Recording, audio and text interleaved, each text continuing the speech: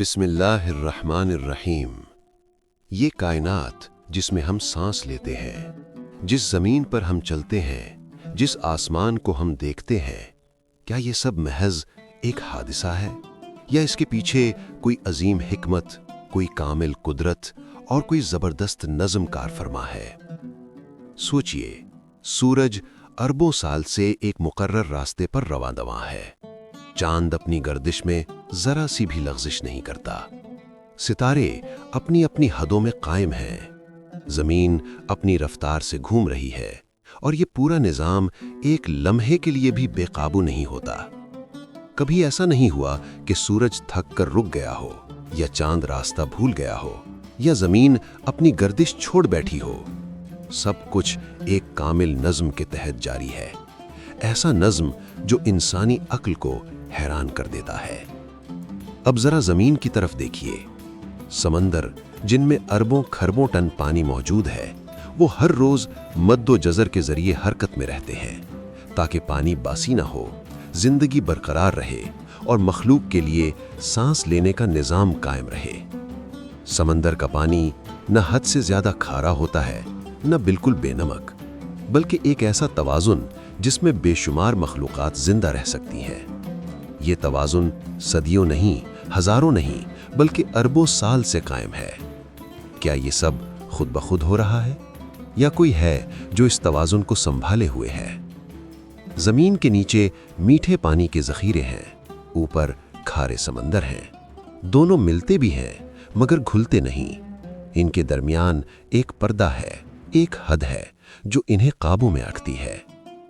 सोचिए, ये हद किसने कायम की? अब अपनी नजर जिंदगी की तरफ ले आइए। एक नौमौलूद बच्चा जिसे कुछ मालूम नहीं, वो भूख लगने पर रोता है और मां समझ जाती है कि उसे क्या चाहिए।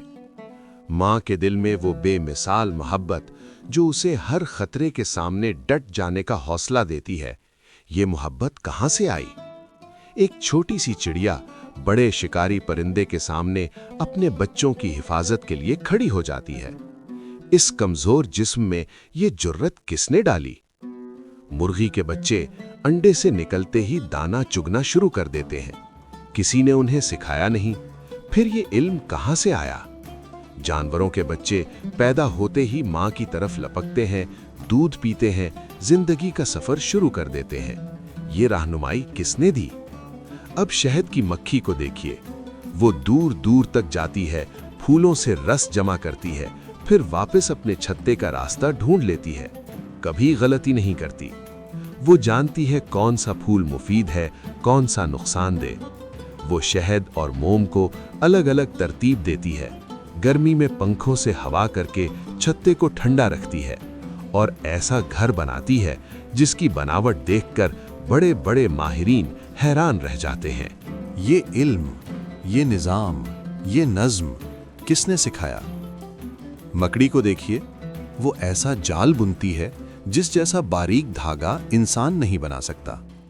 चूंटियां अपनी खुराक जमा करती हैं, मुनज़्ज़म माशरा बनाती हैं, काम तकसीम करती हैं, गोया मुकम्मल इंतज़ामी निज़ाम हो। मछलियां हज़ारों मील सफ़र करके अंडे देती हैं और उनके बच्चे बगैर किसी रहनुमाई के वापस अपने असल मकाम तक पहुंच जाते हैं। पौधे खामोश खड़े रहते हैं मगर सूरज की रोशनी से ग़िज़ा बनाते हैं, पानी को जड़ों से ऊपर तक पहुंचाते हैं, फल देते हैं, फूल देते हैं और ज़मीन पर ज़िंदगी को कायम रखते हैं। क्या ये सब अंधी ताकतों का नतीजा है या किसी अलीम व खबीर हस्ती की निशानी? कुरान हमें बार बार गौर करने की दावत देता है। आसमानों में, ज़मीन में, रात और दिन के बदलने में, ज़िंदगी और मौत के निज़ाम में हर जगह निशानियां हैं उन लोगों के लिए जो सोचते हैं। ये कायनात खामोश नहीं, ये बोल रही है।